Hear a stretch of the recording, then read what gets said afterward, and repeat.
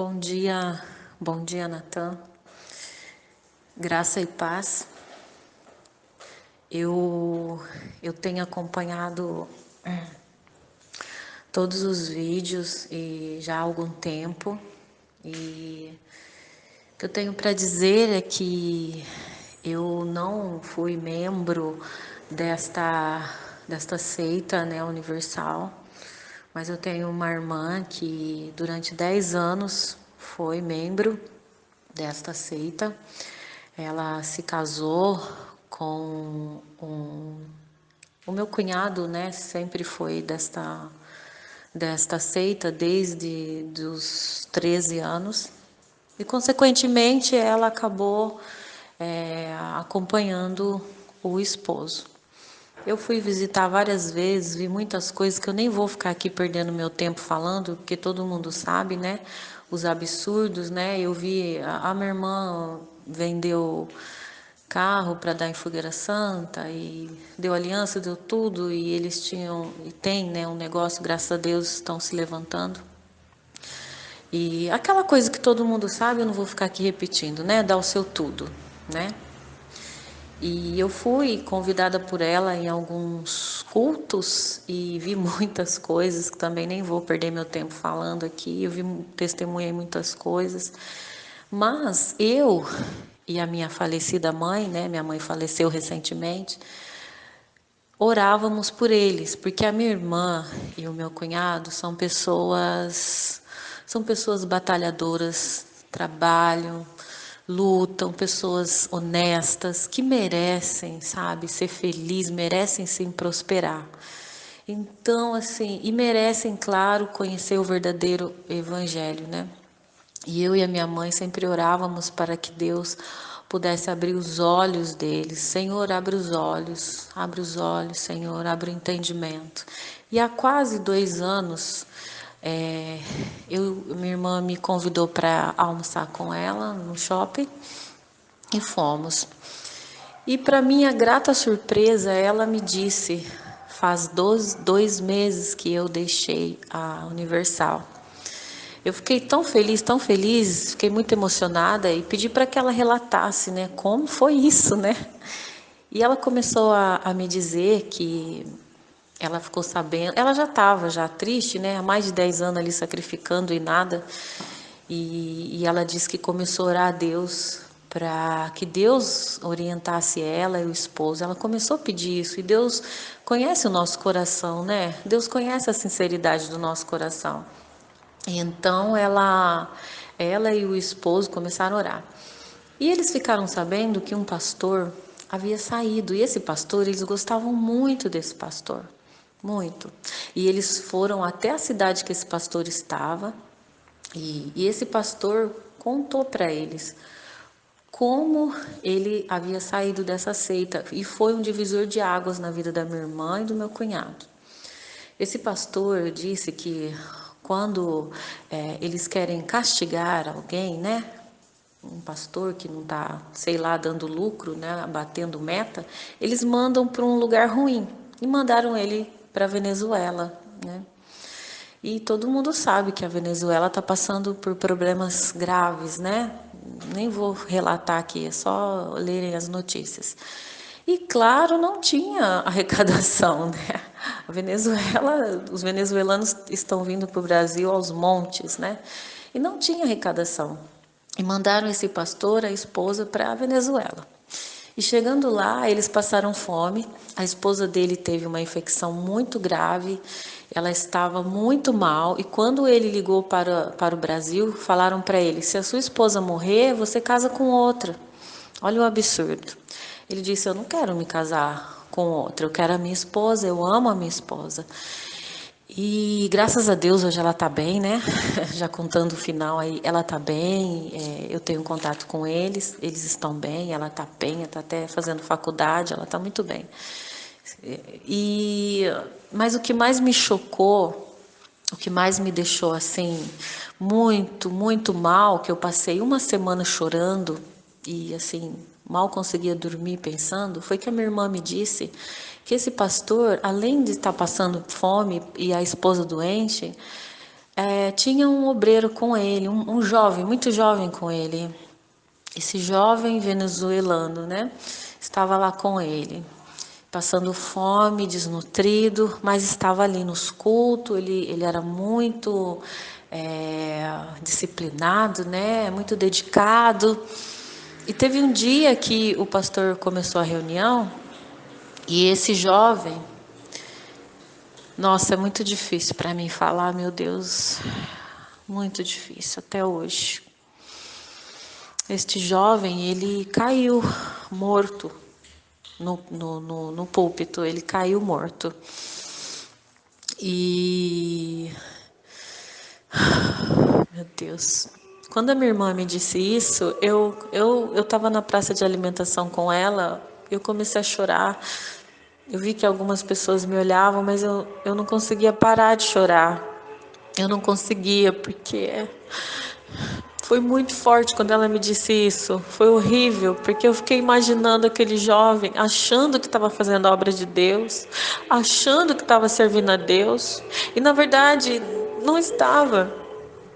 Ele estava ali, sabe, sendo liderado por homens totalmente de coração ruim, homens satânicos, né? E ele morreu de fome. Ele morreu de fome. Eu já passei fome na minha vida. Eu sei o quanto isso é duro, o quanto isso é triste, sabe? E eu fiquei muito mal, porque eu fiquei imaginando aquele jovem caindo morto ali de fome. Isso foi muito impactante para mim, sabe? Foi muito, mas muito triste, porque eu conheci a palavra aos 15 anos na Igreja Batista tradicional. Eu tinha 15 anos, hoje estou com 42. Eu li a Bíblia toda, eu fiz teologia. E as pessoas perguntam para mim assim, como você que estudou a Bíblia, que leu a Bíblia toda, que você tem a dizer? E eu sempre digo para as pessoas que a Bíblia se resume em Mateus 22, capítulo 22, do 37 ao 40. Jesus disse: amarás o Senhor teu Deus de todo o teu coração, de toda a tua alma e de todo o teu entendimento. Este é o grande primeiro mandamento. O segundo, semelhante a este, é: amarás o teu próximo como a ti mesmo. Destes dois mandamentos dependem toda a lei e os profetas. E Paulo, escrevendo à igreja de Coríntios, que ele fundou a igreja de Coríntios, na carta de 1 aos Coríntios 13:13, está escrito: agora, pois, permanecem a fé, a esperança e o amor. Estes três, porém, o maior deste é o amor. Então a gente vê que eles não têm amor, que eles não têm misericórdia. Em Mateus 9:13, Jesus diz: ide, porém, e aprendei o que significa misericórdia quero e não sacrifícios. Esses pastores e bispos da Universal, o Edir Macedo junto, eles não têm amor, eles não têm misericórdia. Eles nem sabem o que é isso. Como que uma pessoa morre de fome numa igreja deles?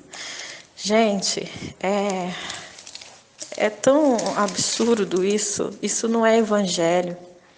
Em Atos, para quem quiser ler, Atos, no capítulo 2, a partir do versículo 42, mas eu vou ler aqui no 44, diz: todos os que creram estavam juntos e tinham tudo em comum, vendiam as suas propriedades e bens, distribuindo o produto entre todos à medida que alguém tinha necessidade. À medida que alguém tinha necessidade, diz a palavra.